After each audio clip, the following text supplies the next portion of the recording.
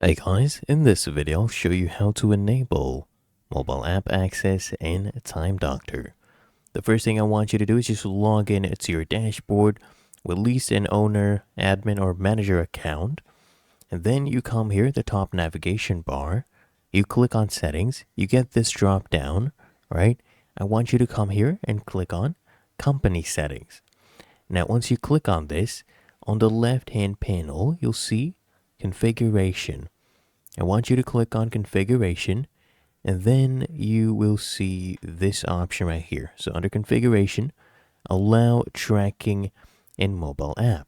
This one, I want you to click on the drop down, and if it's set to no one, set it to for everyone. You could also do this for selected users as well. Make sure it's either one of these. So we'll do for everyone, and it is now enabled. So that is how to enable mobile app access in Time Doctor.